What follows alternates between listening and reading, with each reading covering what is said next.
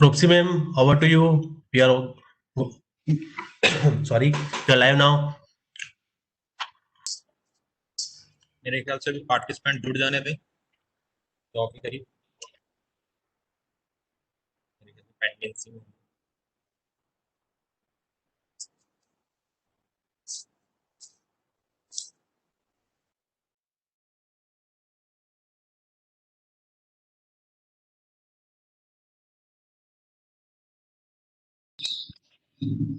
Propsi ma'am, over to you. We are live now. Unmute yourself. Yeah. Yeah, a very good afternoon to our honorable guest, researcher, faculties, and dear student.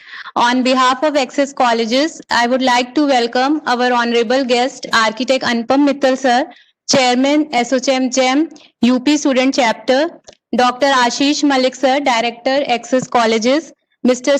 Sandeep Narang sir, Advisor, SOCM GEM, UP State Chapter, Architect Anurag Bajpayee sir, Co-Chairman, SOCM GEM, UP State Chapter, and our keynote speaker, Mr. Pinaki Das Gupta, General Manager, CP Consultant Private Limited. A very warm welcome to all our dignitaries, and I would like to welcome our faculties and all the participants present there. I am Architect Roopsi Gupta. I am working as an associate professor in the Access Colleges in the Department of Architecture. My role will be the moderator. As you all are familiar with me since last two sessions, I am the moderator here. First of all, before starting, I would like to thank our chairman, sir, Mr. Raj Kushwaha, sir, and our director, Access Colleges, Dr. Ashish Malik, sir, for allowing me this opportunity to represent Access Colleges as a coordinator for student Access Student GEM Student Chapter. So, before we start, I would like to give a brief introduction about the today's session. As we all know, Access Colleges is promoting the initiative of the Access SOCM GEM Student Chapter under the title Nishchay, which is our third session, is planned on EIA, that is Environmental Impact Assessment for Building and Infrastructure Projects. So, as we all know, Nishchay is a knowledge series, and this is our third session on sustainable built environment for the student of academic institutions to create awareness about environmental impact. Assessment is a tool that is used to identify the environmental, social, and economic impacts of a project prior to decision making, and how SHM GEM can be used as a tool to integrate into their academic projects and onwards into their professional life. So, here we have a session for today. First, I would like to I would like to have a brief introduction about sir. Mr. Sir is graduated from Government College of Architecture, Lucknow, and within a year of passing out, he started his design firm that is under Architect Plus. He is now the principal architect of Arinam Consultancy Services and the chairman of SOCM GEM Green Building Certification Program, Uttar Pradesh chapter. With a professional experience of more than 25 years in the field, he has been a leading consultant for about 500 national and international projects, earned him several awards and acclaims. He is an active member for various forums like SOCM, CII, IGBC, UPAA, GCAA, etc., and majorly promoting green buildings and monolithic concrete construction technology.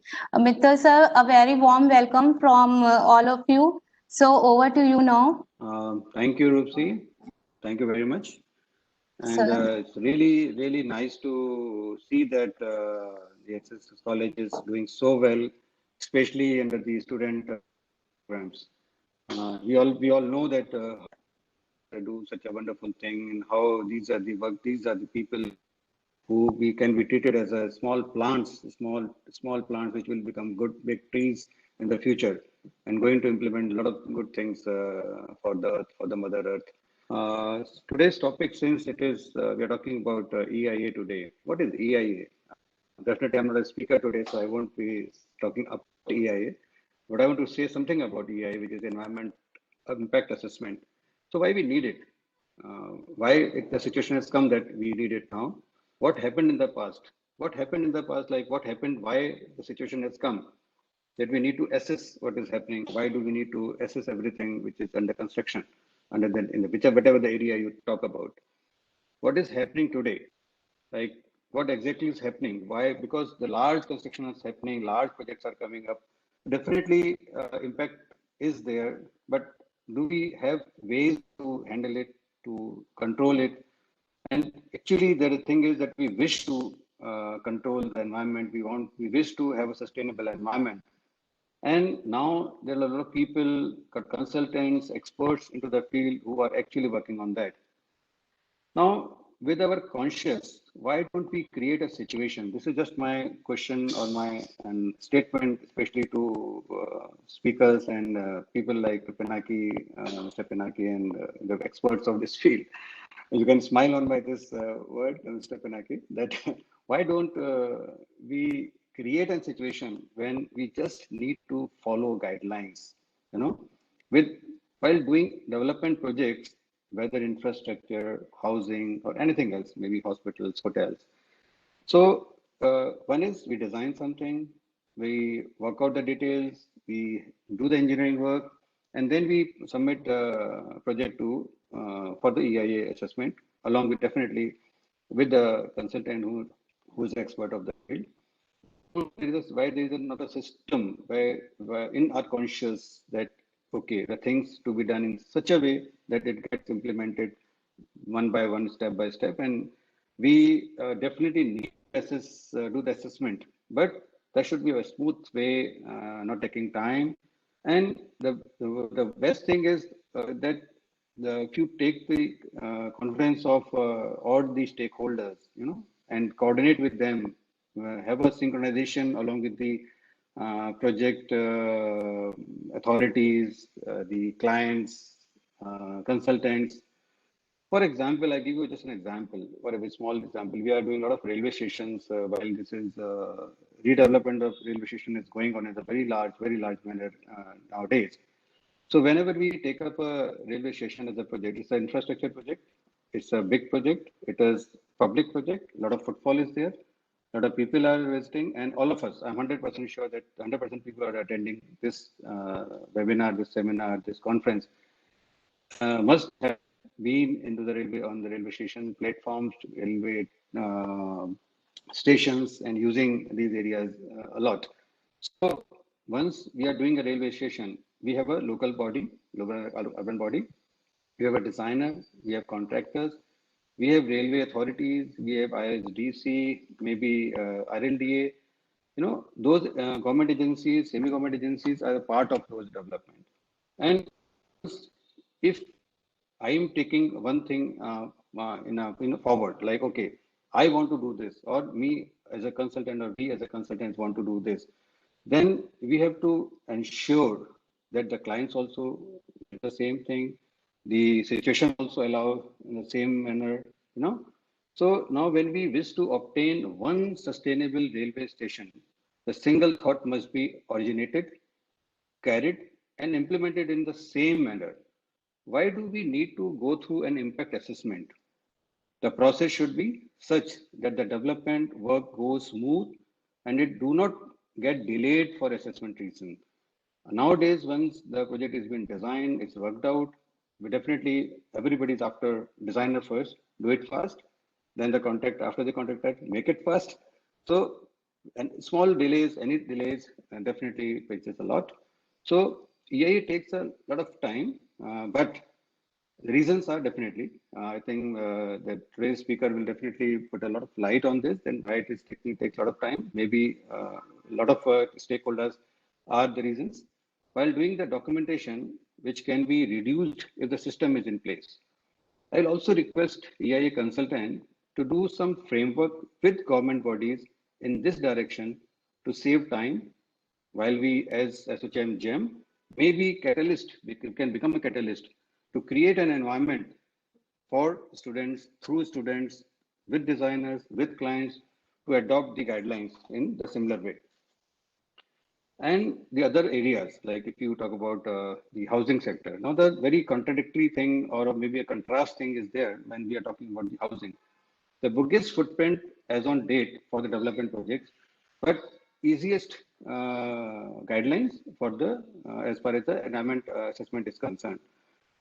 But at the same time, those guidelines have been, written by the central government, but still not been adopted by a lot of government agencies. There's like area. I'll give an example. The area and the footprint was like 20,000 square meter minimum, which is required under the EIA assessment, and that was like increased to 14,000 square meter as I know, but it's still not been adopted by the state government. Why it has not been adopted? What is stopping them? Why things cannot become easier? And at the same time, there are certain areas where definitely we need a lot of controls, like factories, hotels, hospitals, the solid waste from those areas, especially hospitals, especially in these COVID areas, the kind of PPE kit, the kind of mask, the kind of stuff which was never there, and today it is like it is kgs and tons of that kind of waste which is being generated. Definitely, it may not been even adopted by the an assessment previously. It may getting highlighted now, but those are the areas where definitely a lot of work is required to be done. And in if I conclude my my wordings, my words on this particular subject, I like to see students.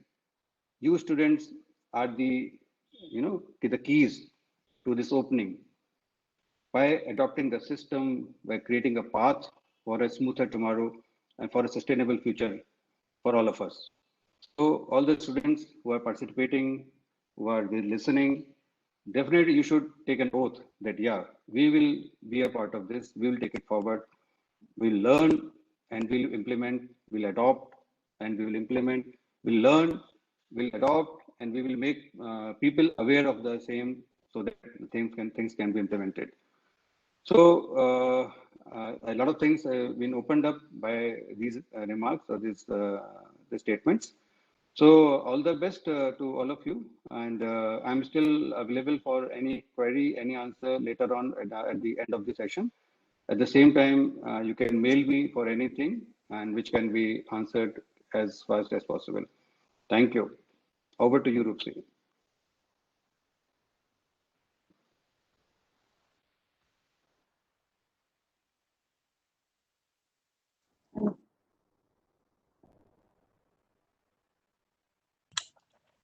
Over to you, Rupsi.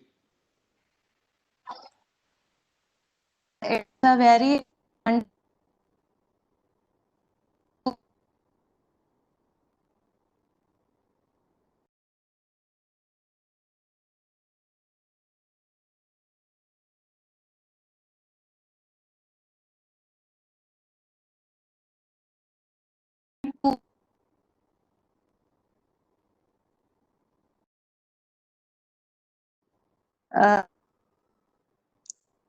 Mittal sir, and I hope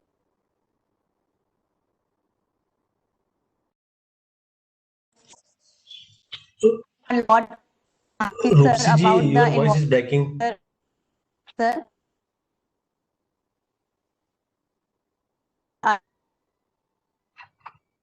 Doctor of Excellence and LMS. It's not Rupsi ji, are you there? Your voice is breaking.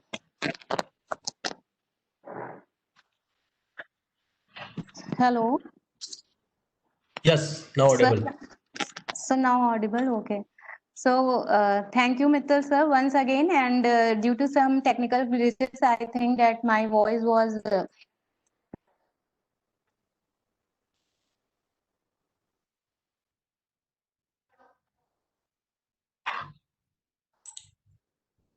we will move now.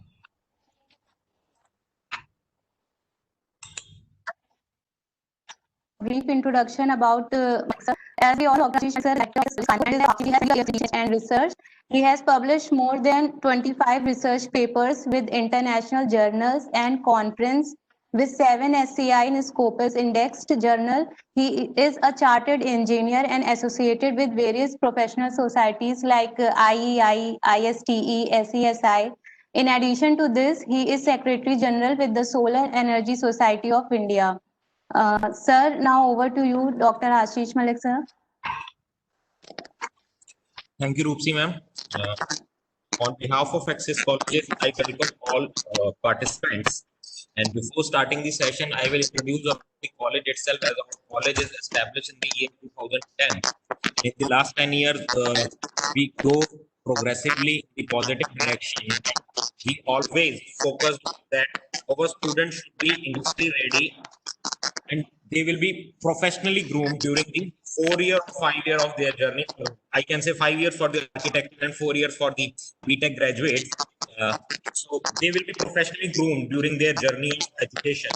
And this is the SOCHM GEM initiative knowledge series talk, the small initiative in that direction.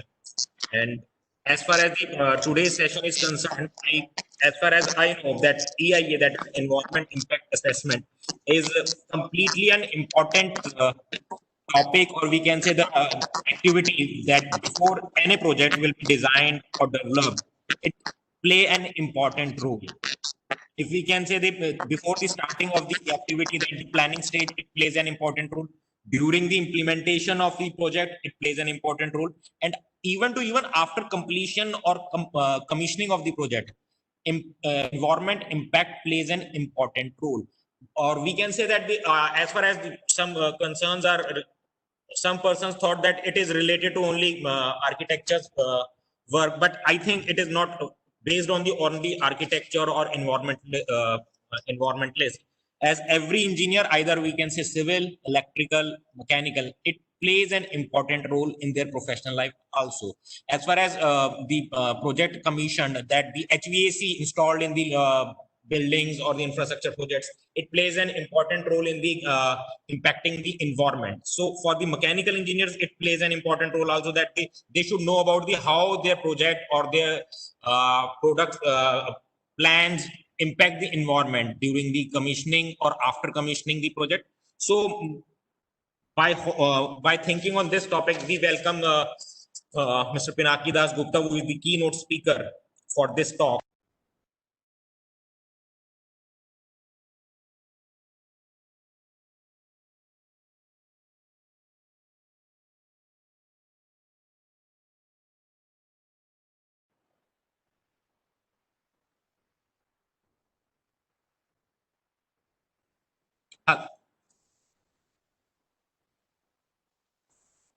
Hello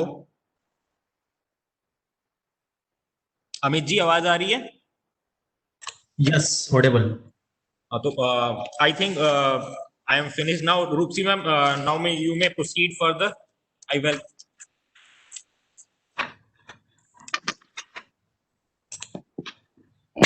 Yeah, sir.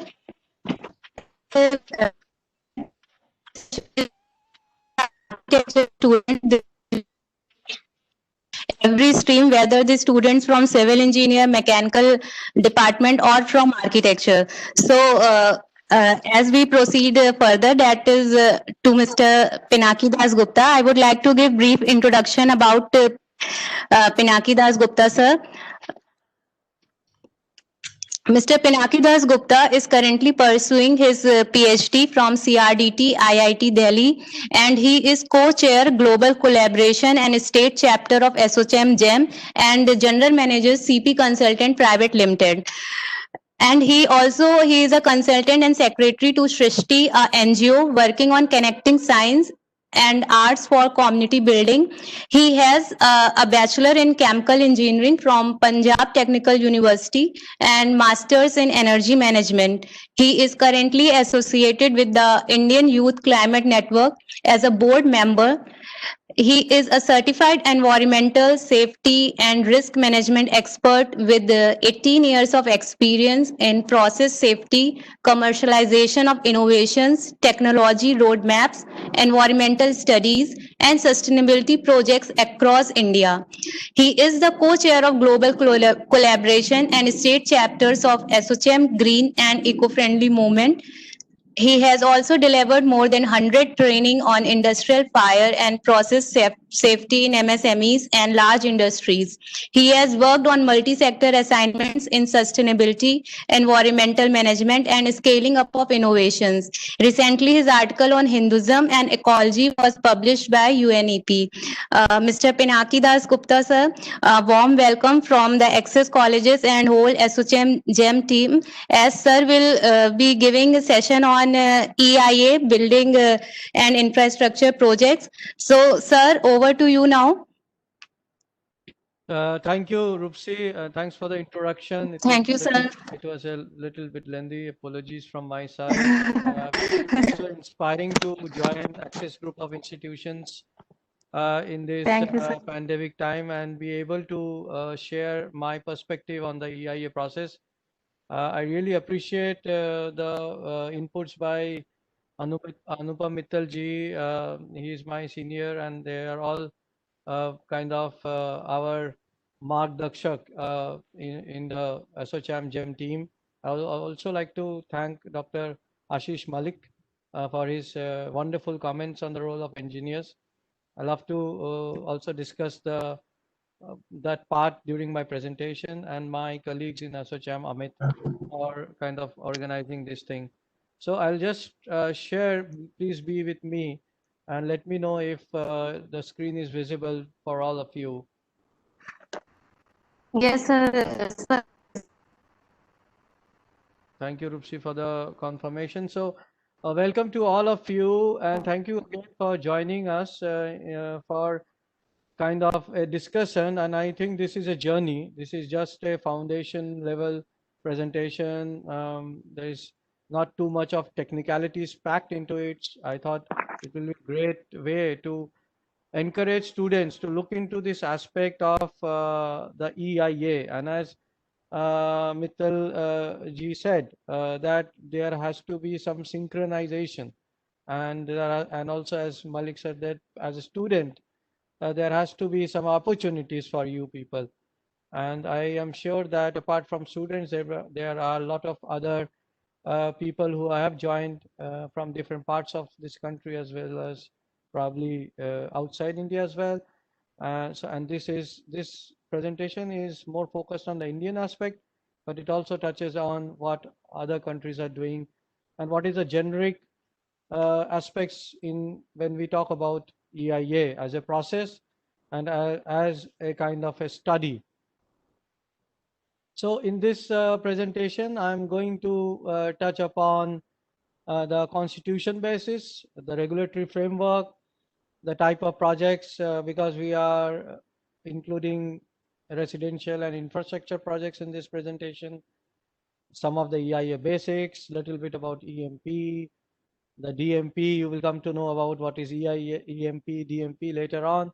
Then we'll probably open the floor for discussions. And the main objective also, as our distinguished keynote speakers, of course, the introductory remarks, which was given by Dr. Ashish and Anupam sir, said that as students, you have this capacity, capability, competency to really develop this as a career option. And also you have a kind of a great opportunity to get this message of EIA to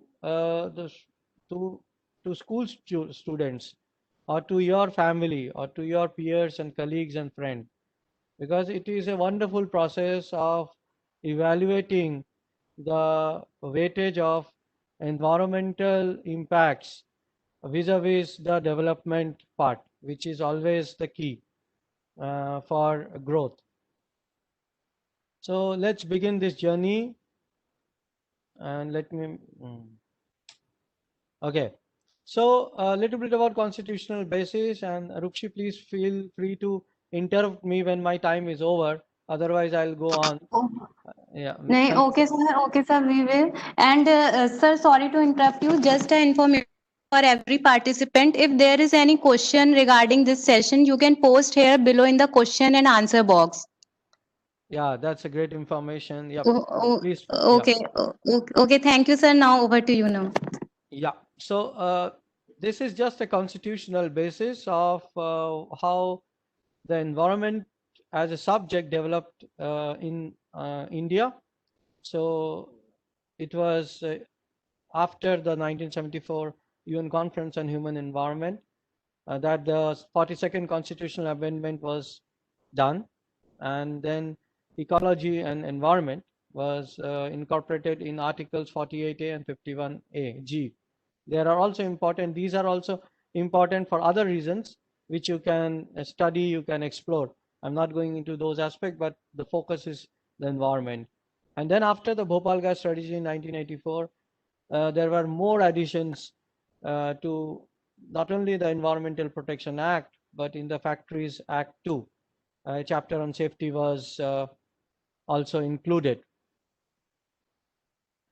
What is this Article 21? So Article 21 guarantees that we have a fundamental right of life, and when we say life, it also includes clean environment and a life which is free of disease and infection.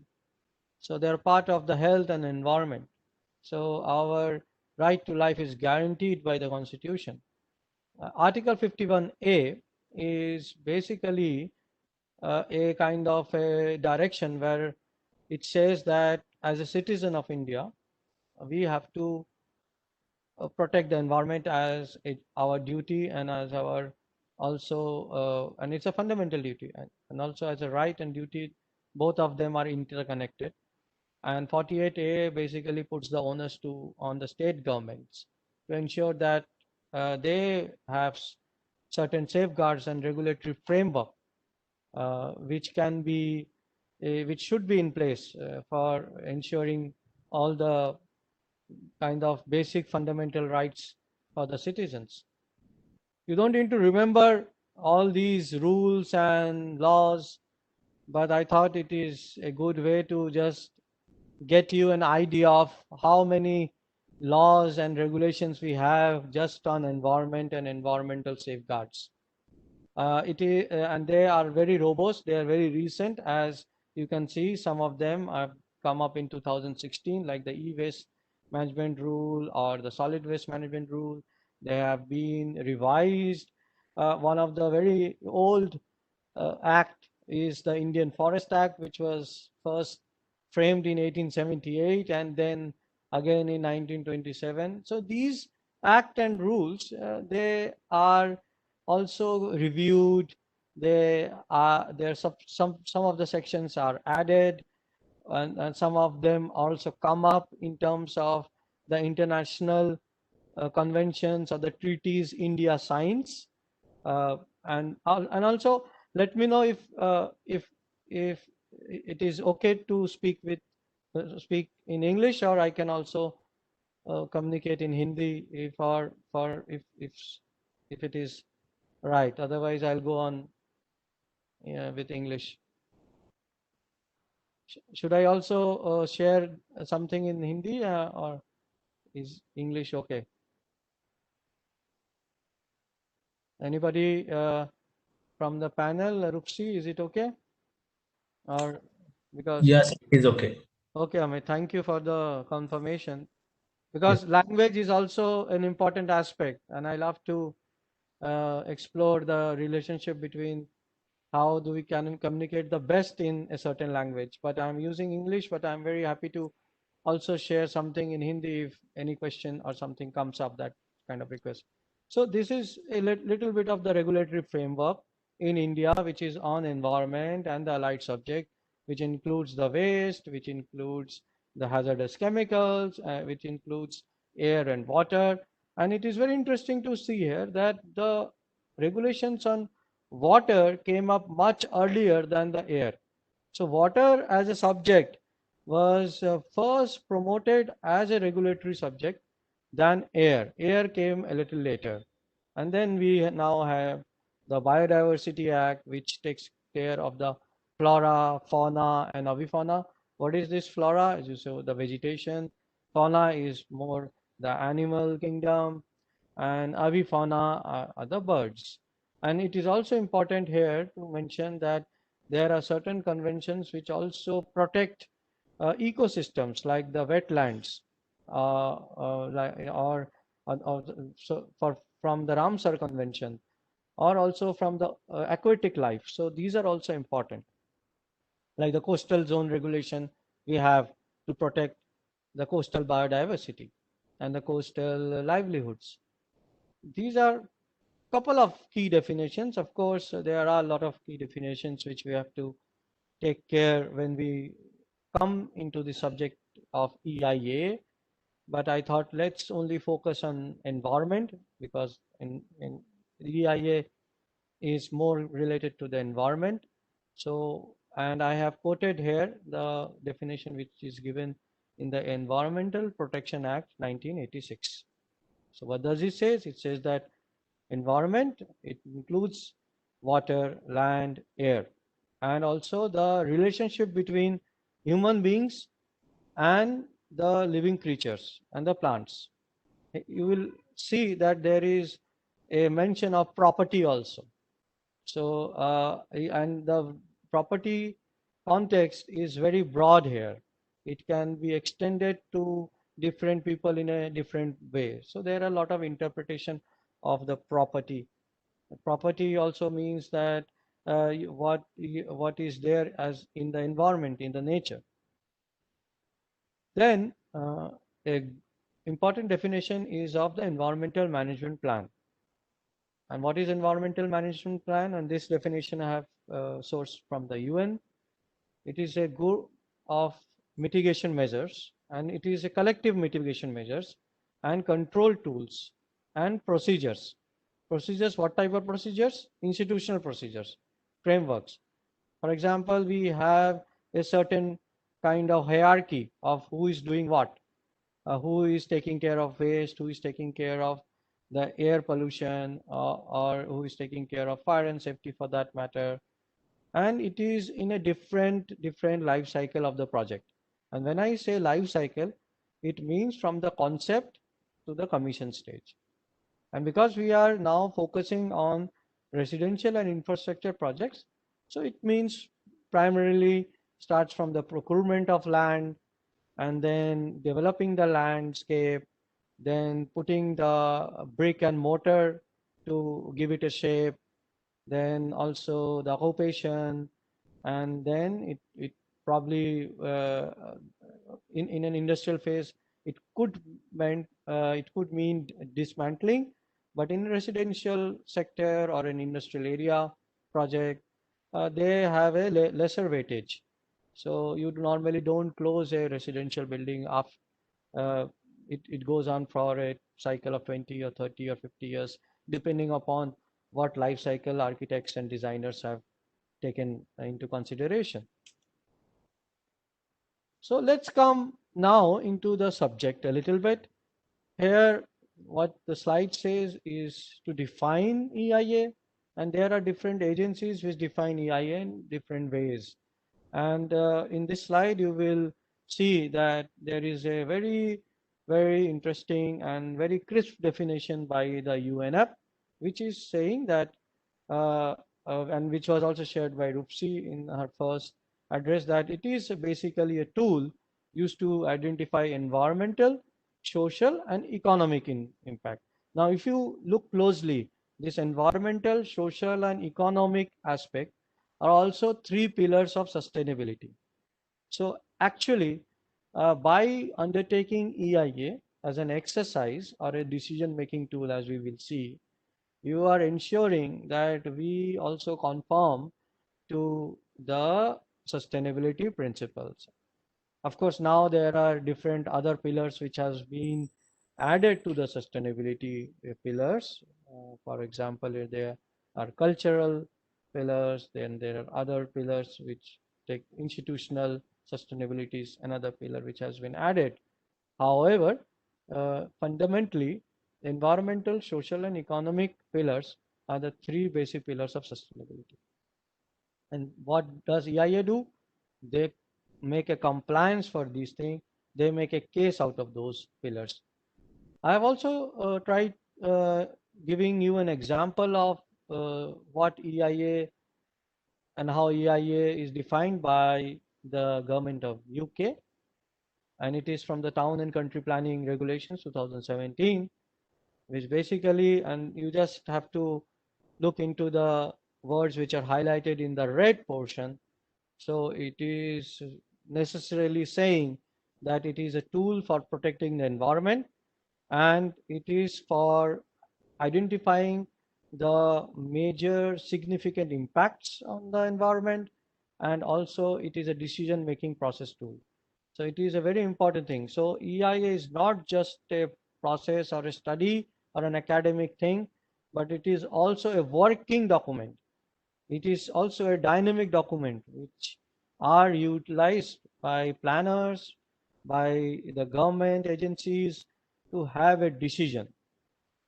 Then there is a definition by World Bank, and it says that again, the intention of the EIA is to have come out with potential environmental impact. And also it says that we have to evaluate the alternatives, which is basically we will let us come to know that it is a part of the screening, and then appropriate measures which can mitigate the impact, and monitoring measures are also included. So EIA is a tool, very simplistically, and a process which gives you a weightage of how best the project can be looked into in terms of the environmental perspective, and what measures we should, as a planner, as engineers, as designers, as architects, could do to minimize those impacts on nature. So the basic assumption of EIA is that a project will have an impact. The magnitude of the impact will depend on the magnitude of the project and what the project do. That's a separate thing. But the important part here is there is a fundamental assumption that any project, even a university building, even your home, even our any kind of infrastructure project, have an environmental impact. There is nothing called a zero environmental impact project. Of course, there are certain ways to minimize them, and also now through different mechanisms like the carbon footprinting, you can actually make it a zero or carbon neutral project. But there is nothing called zero environmental impact project. Everything we do have an environmental impact. It is only the realization we have to do and the magnitude we have to access, and then the assessment is done through one of the things, which is an EIA. Nowadays, we also have a different tool which is called strategic impact assessment, which is a little larger and in-depth analysis. But probably for this course, for this presentation, let's focus on the EIA. So when we come to projects which are called infrastructural projects, then we can categorize those projects. And there are several categorization which are available through regulations, through the fundamental nature of the projects, through the investment done in the project. So there are two examples which I have given. The first one is large and small projects, which is basically category A and category B project, and which is also followed by our own environmental impact assessment regulations, which were also in 2006, and then later on, and in earlier 1994. In 1994, 30 projects were covered through the EIA regulations. So now projects are categorized in category A, B, and further B to B1 and B2.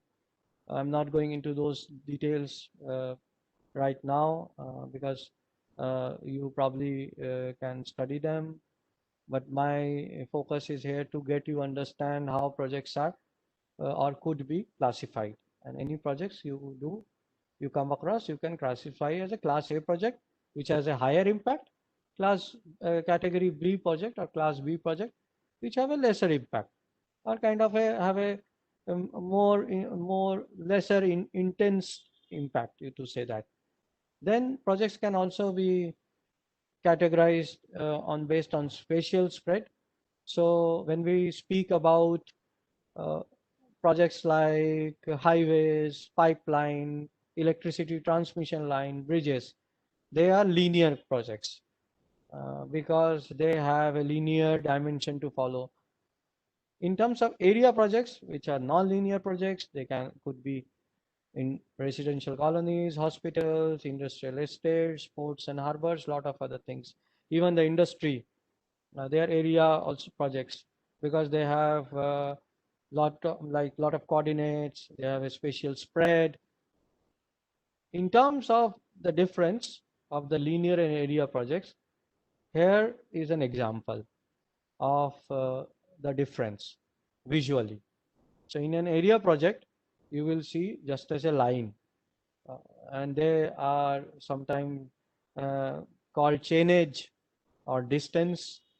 So on to the left of the screen is a project which is running through an ecologically sensitive area, most probably in the mountain, and it's a road project. To your right, it is more a residential project, and it's an area development project. And you can see the 4 pins around the corner, a circle, which I will tell you later on. This is just a classic example. So let's dive a little bit deeper into what EIA, EMP, and DMP are. So EIA, as I had mentioned, could be looked into from 2 aspects. One is the document aspect. So EIA is a document. You are designing that document, you are drafting that document, you are working on the document. So EIA could be used as a document, but at the same time, the use or the utilization of the EIA really lies in decision making. So EIA as a process follows a different trajectory from EIA as a document. So when we say the word environmental impact assessment, it is a document which is then utilized for a decision making resulting into an environmental clearance. So the outcome is an environmental clearance through the EIA process or a document.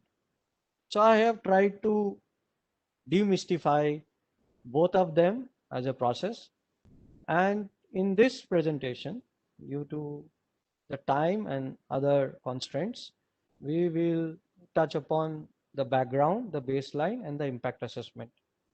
Mitigation, risk assessment, disaster management plan, they are all specialized subjects. They are also opportunities for students in different sectors to study about them, to build a career. I will also come to that slide. And for decision making, the process is a bit different. So we have screening here, we have scoping, we have impact assessment, then we could have public consultation, which is not just for the infrastructural or residential project, but also industrial projects like chemical, thermal projects, also in terms of energy related projects. Then clearance and monitoring. So these are the steps which are normally included when we talk EIA as a decision making thing. This might look a little complex, but and also coming back to Anupam ji's questions of the time, which he correctly said that EIA is a time consuming process. It is a time consuming process. The reasons are several. One of the things is that EIA is based on a collection of primary data. And when we say primary data, as students of engineering or management, you will know that there are certain checklists, certain safeguards, certain methodologies to follow. For example, you might be able to do an interview, you might be able to have a participatory rule appraisal or a socioeconomic survey or a traffic survey, and all the main heart of EIA is to also bring out the baseline, which really takes time. So, for example, in a rapid EIA, you might be able to have a monitoring which spans one season, like 1 month to 3 months. And for larger projects like steel, thermal power plant, cement projects, it might also span through like a year or 6 months, depending upon what the experts think about your projects and their thing. And there is a standard term which is used by many EIA consultants. It is called TOR. TOR is nothing but terms of reference, which is given by a team of statutory experts in the state government or in the central government to guide you for what should be included, what you might not touch in kind of a depth for EIA process. So you don't have to remember the entire process, but if you see that in India, there could be also public hearings, which also takes time. And this process is, I have sourced it from a government website, and it is for investment which are for ports. So for the ports, it is clearly written that the EC process takes about a year once some application is submitted. And also the submission of application itself is a process. It also takes some time because you have to gather data about the project, and there may be different revisions. So those takes time. To the right, it is a more detailed thing when you require in-depth analysis, in-depth assessment like a feasibility report or a DPR, which is detailed project report, or a kind of a comprehensive risk assessment study, which might also delay the process of environmental clearance if you are going into that direction. But it is also important to explore that EIA, as we have earlier seen, can be used as a tool for a better decision making, not just for environmental clearance, but for the project proponents as well. So who are the project proponents? The promoters, the people who are putting their money or the effort, as well as the architects or the team of designers, consultants, engineers. And EIA and environmental management plan, as we will look later, also assist in providing a window for making the project more environmentally sustainable and also economically viable. So you don't want to put any solutions which will not give you an economic viability. But here, when we speak about EIA, EMP, it is more from the environmental aspect. So are you ready to put the investment in a project which have a kind of a more balance towards environment and economics, or a little heavily inclined towards environment, or a little inclined toward economics? That decision EIA can help you with. This is a very simplified EIA process. It is as simple as something that students can connect well. That first, as we all do a review, so here is also a review of the relevant project document.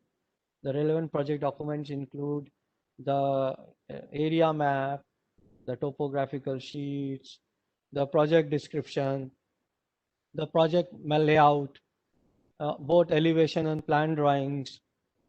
What are the components inside the project? For example, the green area, or the use of DG. When I say DG, it is diesel generator, sorry. Or use of what type of plants or trees. Is there any provision for wastewater recycling? So all these documents have to be reviewed at the desktop stage. And then we have a detailed design, then initiating a field visit with a plan in mind. So you don't just go to the field and say, hey, this is our area and this is the surroundings and you do the EIA. Probably that would be a very bad idea. The good idea would be to first explore the sensitivities around the project. So the sensitivities are the receptors, what we call in our terminology, are locations or communities or any ecological spot which might be heavily affected or which might be heavily impacted from your project, whether it is in construction, whether it is in occupation phase, and whether it is other phases. So they are called receptors, and the environmental impact assessment is based on the receptors. So you estimate what are the impacts on the receptors. And as I said, it might be a community, it might be another industry to say that, it could be, and it basically what it is for the environmental or ecological perspective. Then we do the screening and the scoping. So in industrial projects, we have a screening tool. We use that tool to decide whether whether the land we are purchasing for our project is adequate. But normally what happens is in real life, the choices are very limited. So you have to make a choice of going into the project with a known set of constraints. And the work of the consultant, academicians, the researchers, the scientists, the planners, the architects is to have a model which could be environmentally benign or environmentally sound within the context of those constraints. So that is why the role of engineers are important, because as a subject matter specialist, those inputs could be very valuable for a set of architects, because architects normally are an expert in giving you an overarching view. But in terms of the subject area, so HVAC people, the mechanical engineers, or civil engineers, or highway engineers, or chemical engineers, food processing engineers, they are the subject experts. So as an engineer, they provide the fundamental inputs of how a process can run within a given set of constraints. And again, after this thing, we do the impact, and then we focus on the safeguards. This is a typical topography sheet, just to give you an example of how it looks. It is from an open map series, and they are readily available for a nominal fees from different government agency like Survey of India, and they are available both in digitized form and as well as hard copy. So the number H43J9 is basically the grid. So you identify the grid of your project from the macro data which is available, and you can see in this diagram here the grid is given. So which grid your project falls is also an indication of the latitude and the longitude, the spatial extent, and then you normally procure that data. This is a very important one.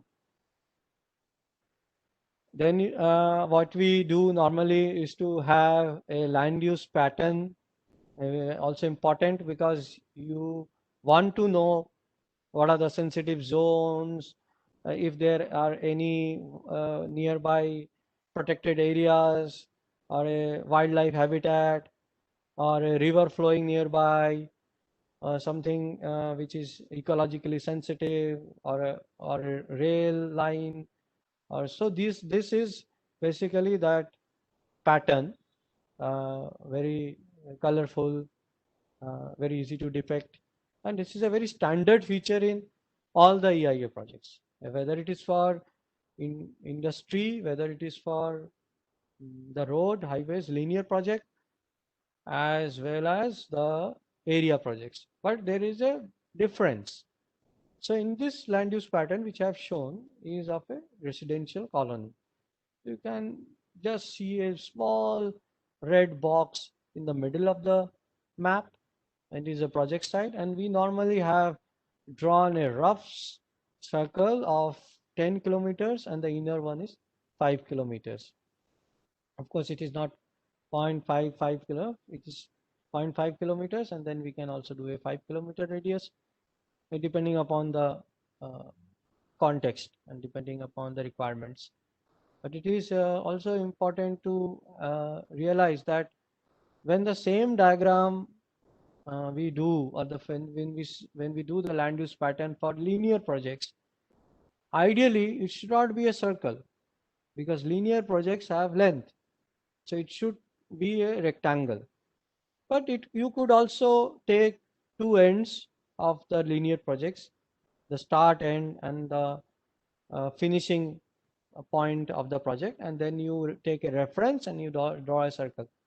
But normally, accurately, this should not also be a circle, because the project dimensions will not have the same distance from every direction. So it would be a little distorted or something. But in the overall picture, when we say that it is 10 kilometer and the project size is not as large, so it comes normally as a circle. But in this case also, if you zoom, you will see that this side is a little flattened. So it is not ideally a circle. Then we come to the area distribution of the project. So here is another example of an area distribution, how it is done. And it is important that you have the project built up area. So you can see that in this context, it is the greens are 25%. Ideally, the regulatory authorities want you to have 33%, but it is a little heavier on the constraint that the project area, depending upon the capacity and the flexibility, people can take it from 25% to 15%. But the more you have the greens, the more you will also have a better understanding of how ecology works for your project. And recently, after all these air pollution stories, the fact is that it is very established fact that indoor air plants play a very important role in also controlling air pollution. So how do you strategize that in your project? That is also important. So indoor air and the outdoor landscape, they both have to be taken care. But in this greens, we don't take the indoor air plants into consideration. We take the green belt, or we have other kinds of greens.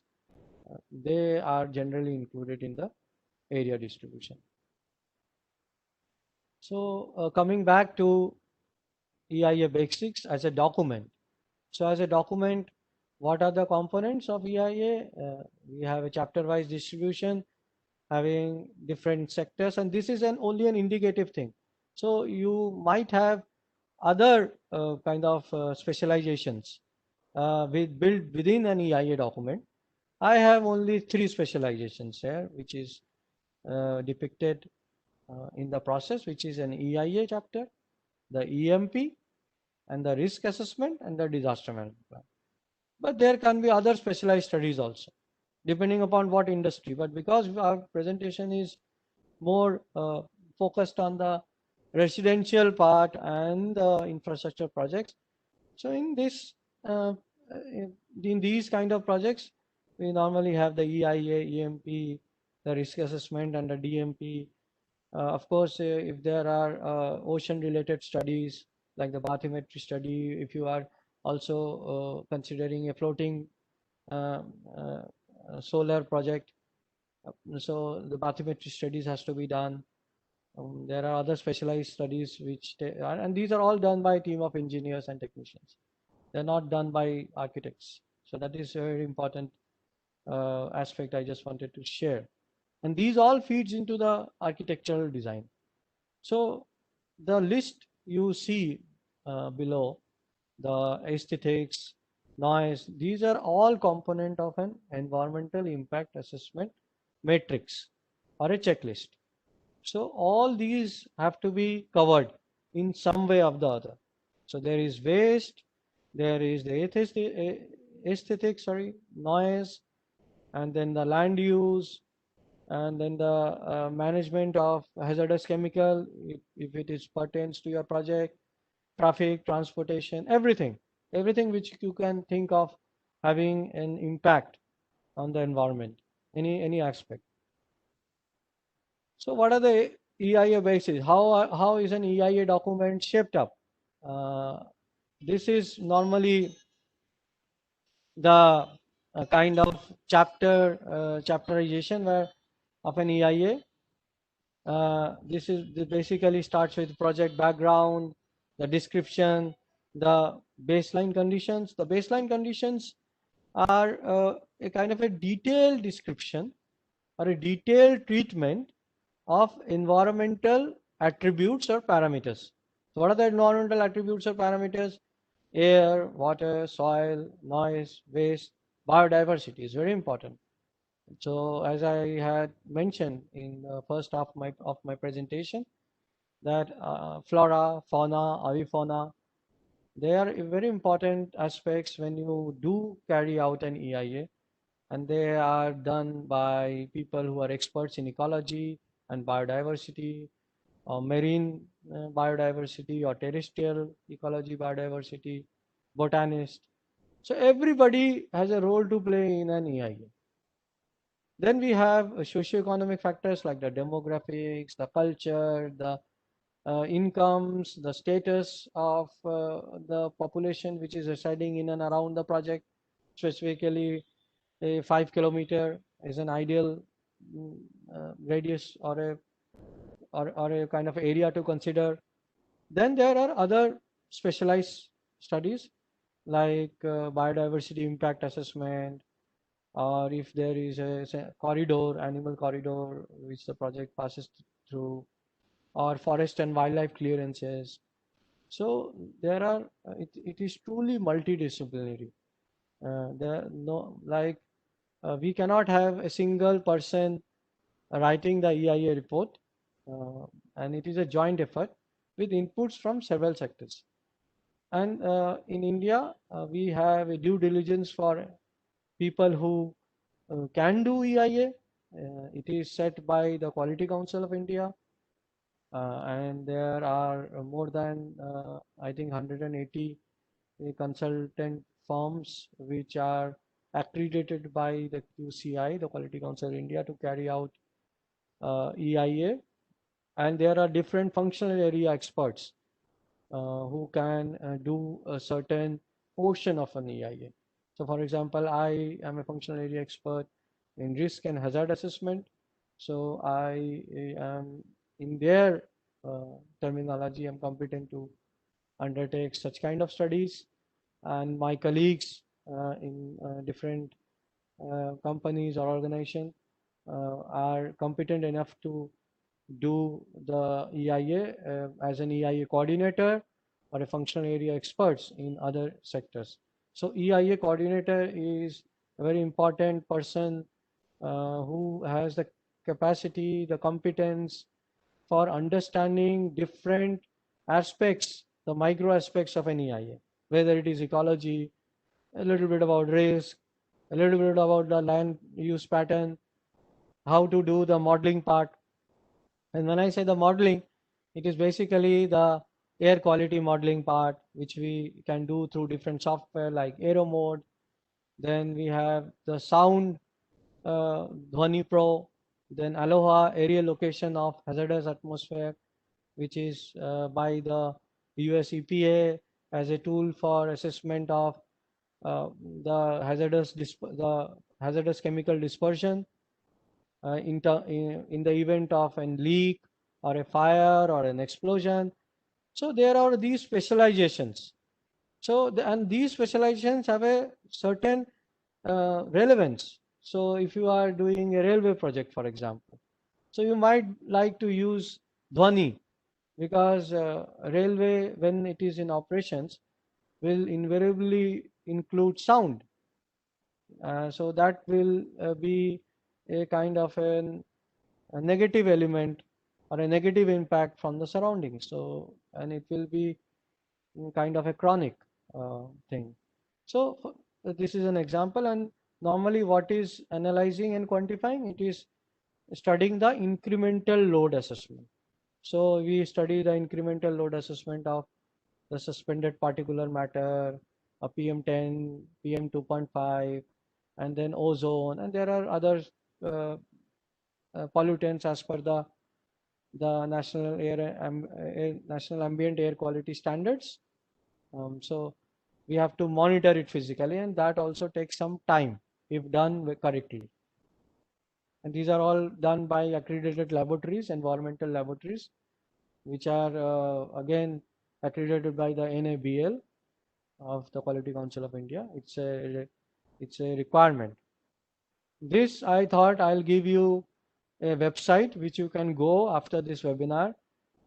It gives data on the air quality index from not only India but worldwide.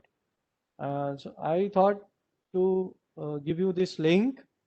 You can note it down. It's called waqi.info, WAQI, World Air Quality Info.info. And as you see, I just have the air quality index of India. And as you see right now, the northern part where we are staying, where I am staying in Delhi, and most of you are from North India, Kanpur, UP, Haryana, Rajasthan, is all deep red. It's all deep red. That means that the air is truly unhealthy now.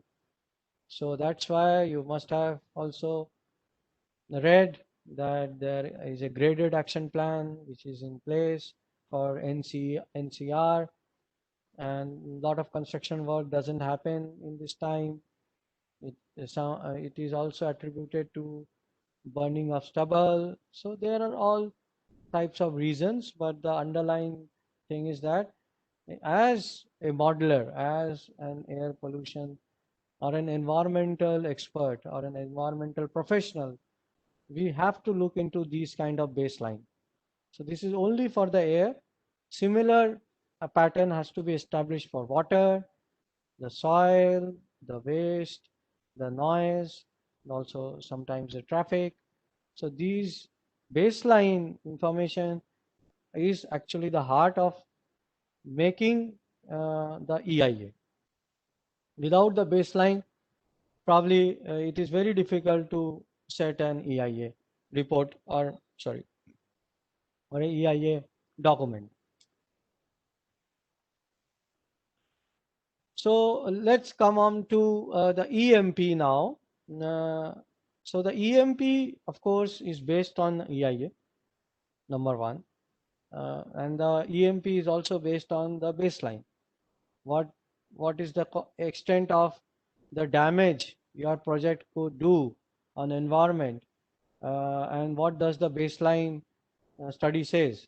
So already if there is a high pollution environment, it is quite evident that if you start the construction, it would further have an adverse effect. So you might not, that won't be a very good decision for the planner to have a construction in already a polluted environment. So probably there has to be a little wait and watch time that the pollution will subside or something. But it also, at the other angle, it would really give all of the team an idea of what actually the normal pattern of air or environmental attributes in that project area. So, and what is the incremental value your project is adding? So if your project is small and you have all the safeguards, then the incremental load would not be very significant. So that is why EMP is important, to ensure, to explore certain safeguards which could be practically implemented. And that is very important, the practically implementation part.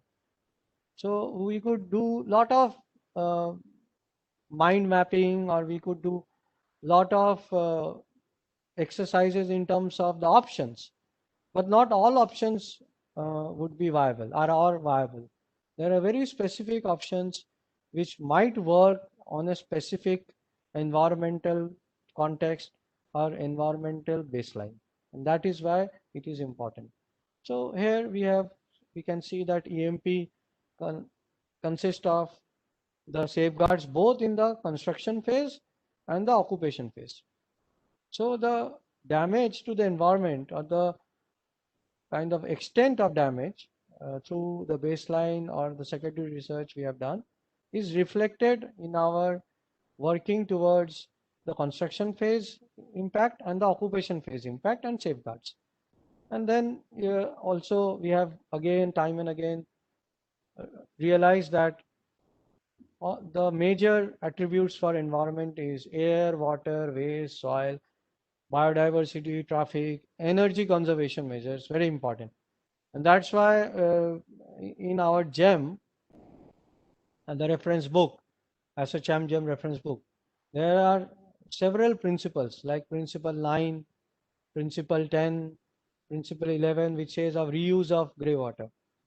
So those have been built so that they can also serve as a sustainability indicator or an environmental impact indicator towards a larger cause of certification as a green building. And that's why we in GEM we don't say it is just a green certification, we say it's a sustainability certification, because EIA is also circular in nature. It is a dynamic document, it is an evolving document. GEM certification, or the if we have the GEM reference book, if I have time I will share it. We also have principles which have inbuilt those kind of circular economic concepts, which have inbuilt the sustainability principle concepts. So what does this environmental management plan looks like? This is a very simple matrix which gives you what are the parameters which have to be monitored, number of locations, and this could vary. This is only a template. This is only just an example. So we have said that air, noise, and then we have the source-based noise, which might be from the DG set or the diesel generator set, or something, a very heavy equipment which is running at a specific point. And then we also have the groundwater quality, the surface water quality, the soil quality, and how do you measure the survival rates of the tree, which is very important. So you won't want that you plant a tree and after 2 months they are not alive. That's a very sad situation. So the proper connection of having tree survival, the soil quality, the soil type, making that soil really healthy enough to support life systems, not only trees but also microorganisms.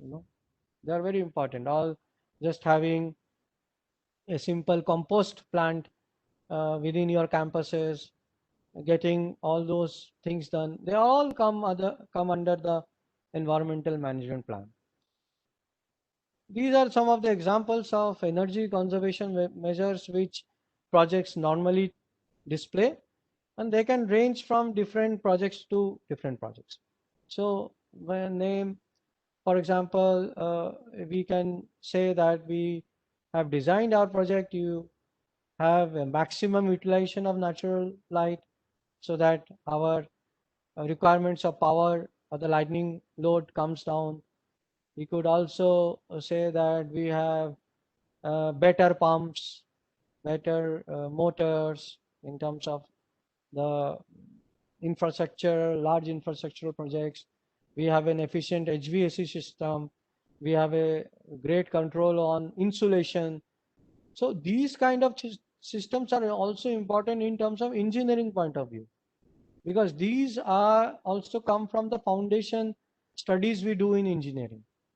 So for example, the H value, the U value, the thermal conductivity, the some, and also the heat exchanger principles, the heat transfer, mass transfer, they all come under use in these type of studies, especially in the energy conservation measures, and they form a part of EIA, definitely.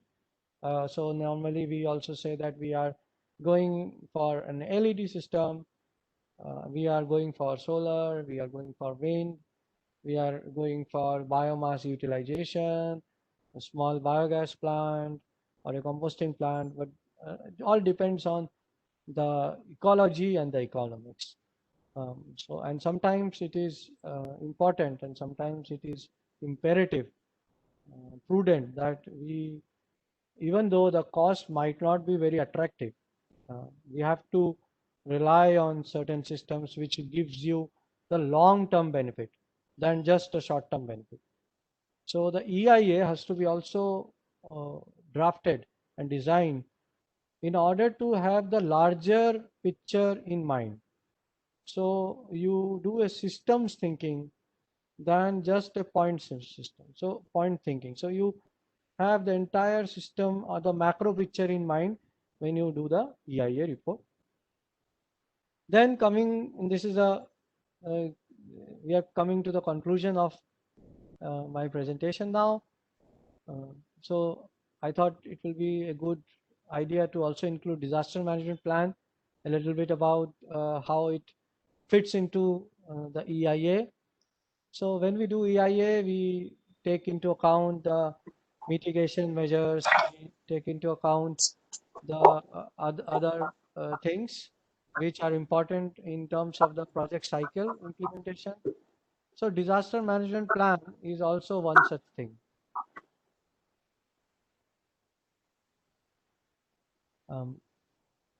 So when we talk about disaster management plan, there are very clearly three phases: pre-disaster, during disaster, and post-disaster.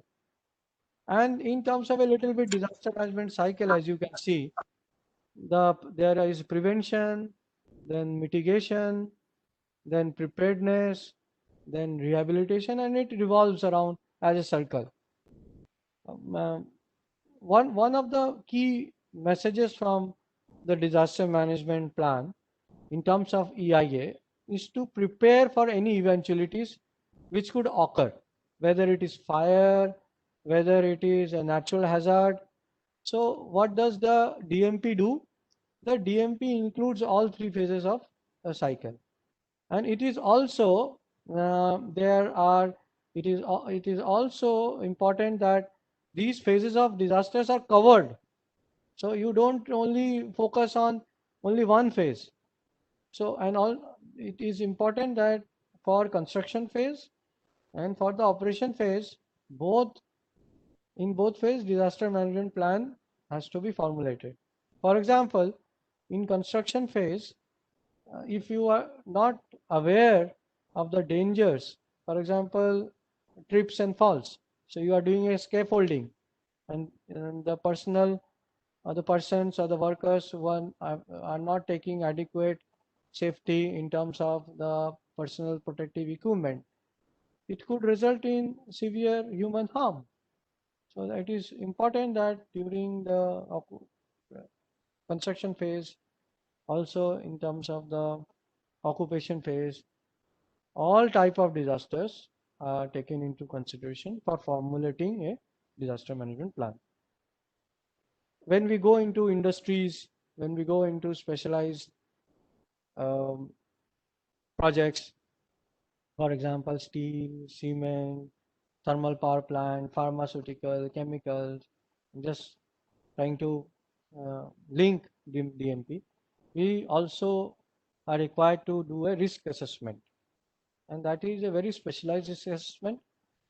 Of course, risk assessment in terms of infrastructure projects and the residential projects has a much different dimension than the process aspect, which is more to do with the process condition, temperature, pressure, humidity, than in infrastructure projects which are structural in nature, which are mechanical in nature, which are civil in nature or electrical in nature. So this distinction is very important. Then DMP contains, as I told you, natural hazards and human-induced hazards. And then after doing all those stuff, and I haven't touched how to do these risk assessment, because it is another kind of course, it is another discussion. Just to let you know, for this foundation aspect, that disaster management plan and risk assessment plan, they are integrated, but risk assessment plan is just a small part of disaster management plan. It is not the other way around. And then from the risk assessment plan, we formulate the emergency preparedness plan.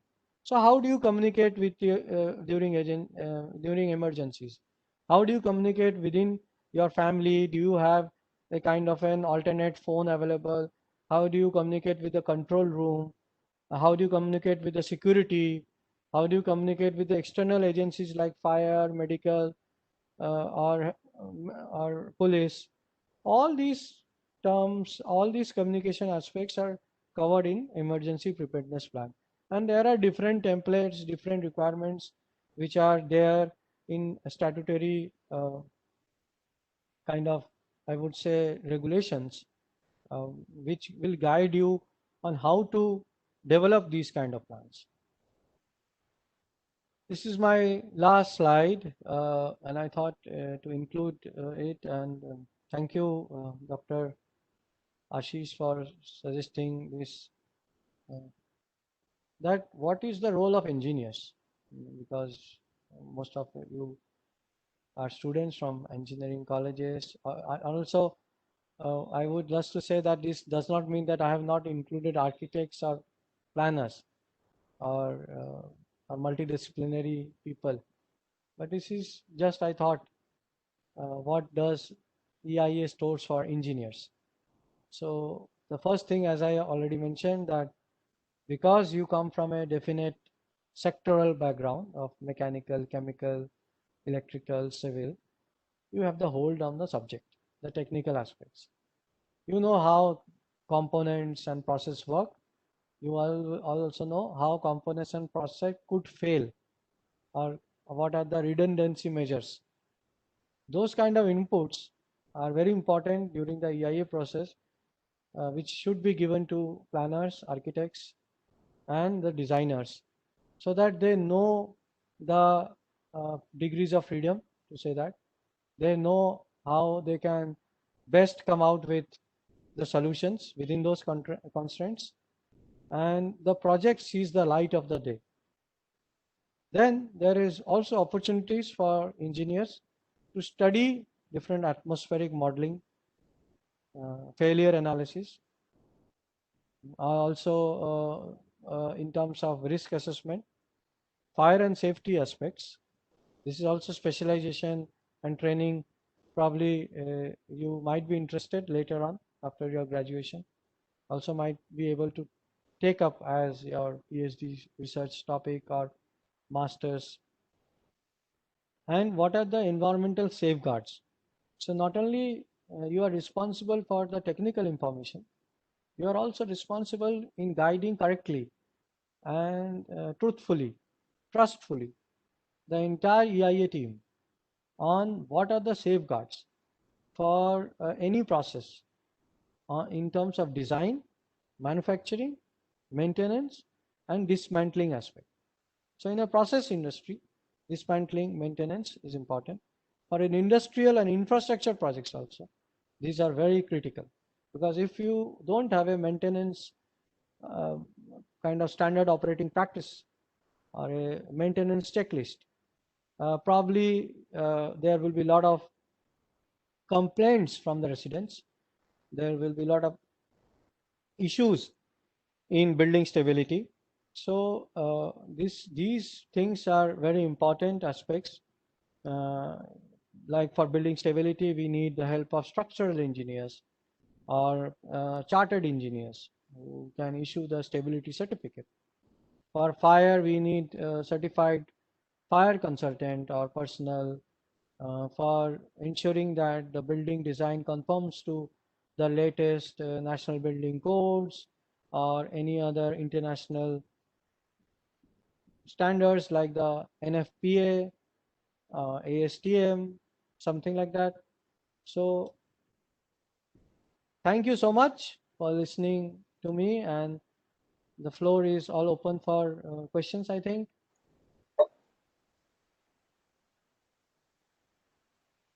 Yes, thank you, Pinaki sir. It was a very informative session.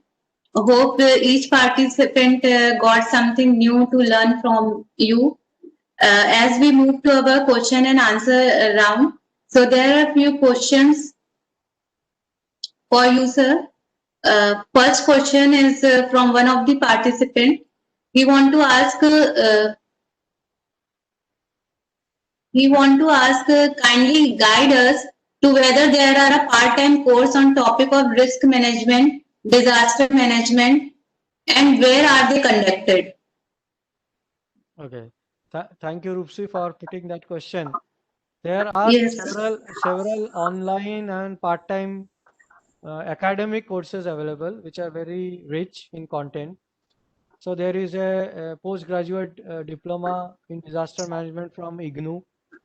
There is a postgraduate course, certificate course also offered by IGNOU and other universities. They are all available in India. They are very affordable, I can say that. There is also courses which are available in educational platform like Coursera, edX by foreign universities on disaster preparedness, on medical emergencies, for risk assessment. In terms of the risk assessment courses, risk assessment is also a very broad course. So normally it is a part of courses in chemical engineering on right now, probably in other engineering subjects in terms of their academic coursework. At the same time, there are different specializations of risk assessment, which could be covered independently. For example, doing how to do a HAZOP study. Now, HAZOP is hazard operability study. It is a qualitative way of identifying hazard. Or you can also have like SIL studies, like safety and integrity level analysis. Or you could also study how to do vulnerability assessment, consequence analysis. Dispersion modeling is also a very specialized subject, which could be done through very different specialized softwares. Yeah.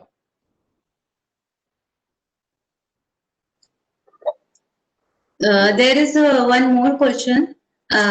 Next question is, do township projects under 8B, that is projects with area under 125 acre with built up area exceeding 20,000 square meter but under 1,50,000 square meter require EIA approval? That's a good technical question. So first of all, just to correct the terminology, is there is nothing called EIA, right? EIA, as I told you, is a process and a document. Whether you want to see, and is a decision-making tool. The correct term is environmental clearance. So those and there are specific requirements.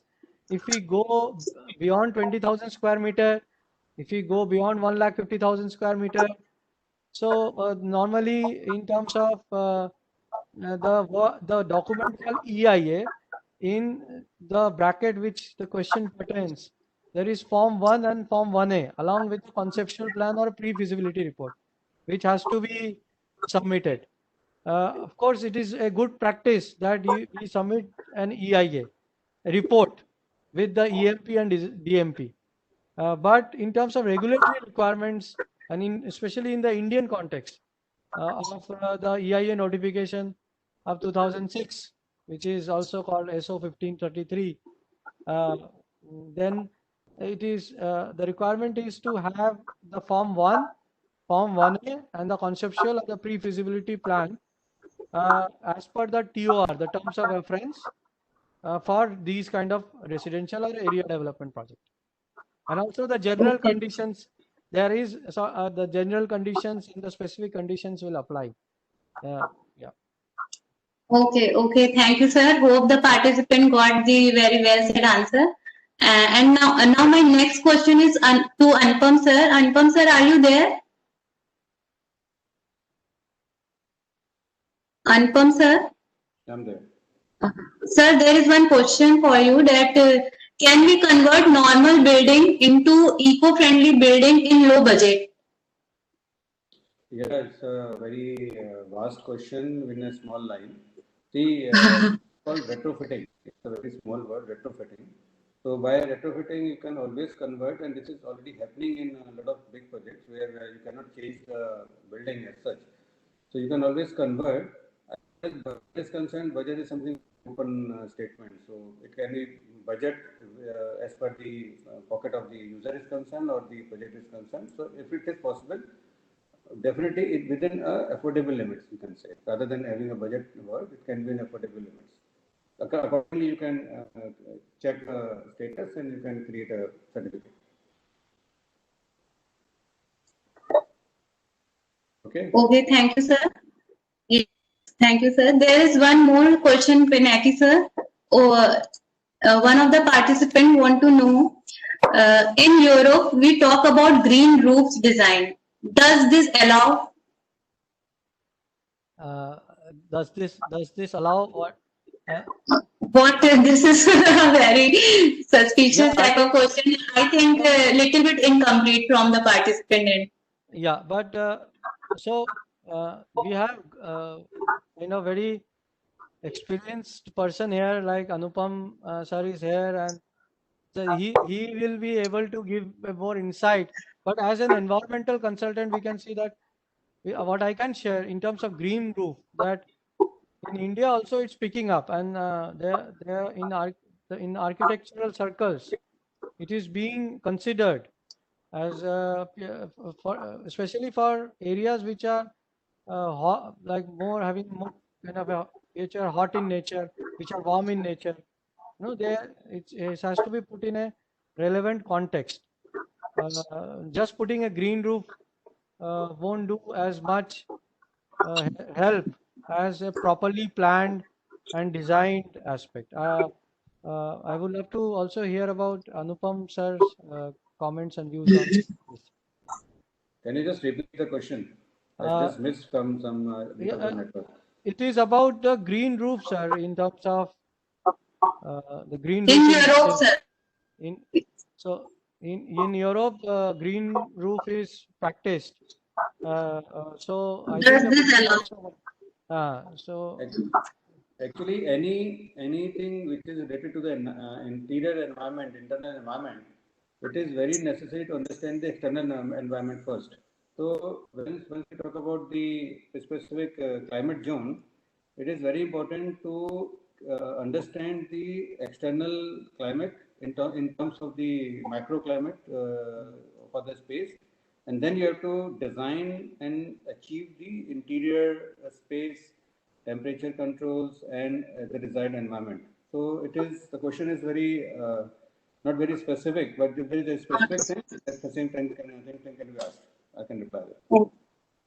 Okay. Thank you, sir. Thank you, Anupam sir. Thank you, Pinaki sir. Now we move to our next guest. I can see that Mr. Sandeep Narang sir is now there. So I would like to introduce about him, Mr. Sandeep Narang sir, that he is co-chair, Student Activities Committee, SOCHM GEM Green Building Council. Mr. Sandeep Narang sir, a seasoned experience of 29 years after completing his civil engineering from Delhi College of Engineering. Sir is a respected and a well-known veteran within the real estate community in the country. Sir has excellent knowledge of the dynamics of the volatile real estate market, and he is a champion of affordable housing and an expert in sustainability in the built environment.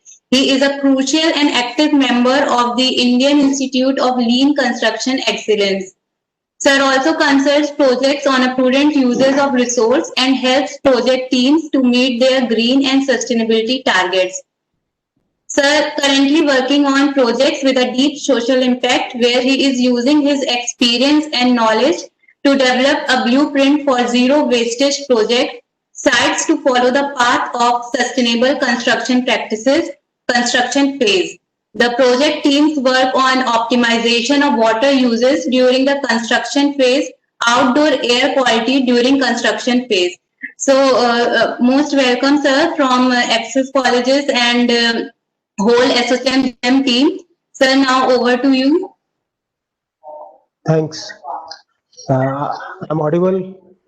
My Yes, apologies- sir. Yes, sir. My Yes, apologies sir. for joining in late because I got stuck up somewhere. But I'm thankful that I'm able to join in before we close this. So I will come down to closing remarks only. We are already close to 5 p.m. Thanks to Anupam sir, Pinaki, and entire CJM team, and thanks to Roopsi ji and Ashish Malik. They are also part of our CJM family now. And thanks to all the attendees. I see good numbers when the time of closing. I believe it must have been a good attendance from not only Access College but other institutes also. So a part of efforts from CJM team for green education of our students who are the future of India. And in continuation of what we are doing over here with the webinars, we have got a name to it, CJM, SOCM CJM Knowledge Series Talks. So another extension to this is course studies for CJM Building Certification Program.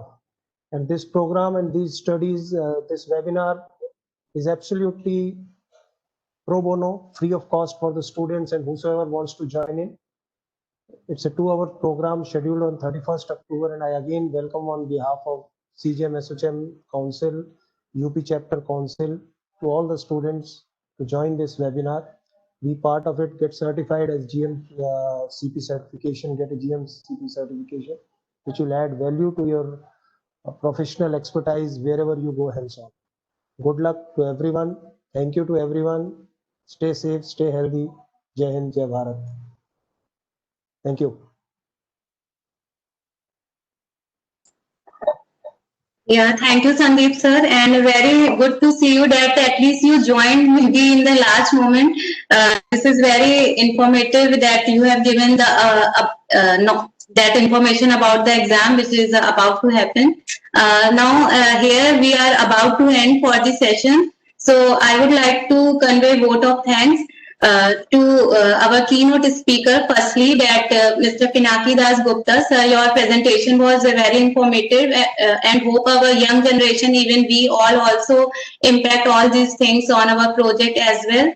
And then I would like to thank Architect Anupam Mittal sir. Sir, thank you for your valuable time and the remarkable comments which you have given to today's participant, that how we have to remember all this environmental, how we have to implement all these things on our day-to-day life. And I would like to thank our director, sir, Dr. Ashish Malik, sir, for joining us and giving that how we have to tackle all these things, how we have to, all stream have to learn this thing like mechanical, civil engineer or architecture department. For this session was beneficial for each and every stream.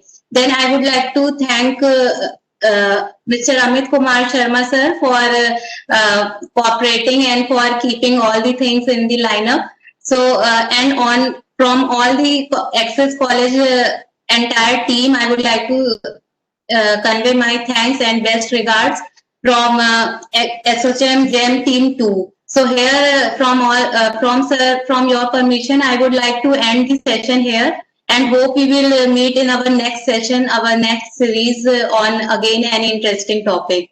So thank you everyone, and thank you sir. Thank you Anupam sir, thank you Pinaki sir, thank you Sandeep sir, and thank you Amit sir.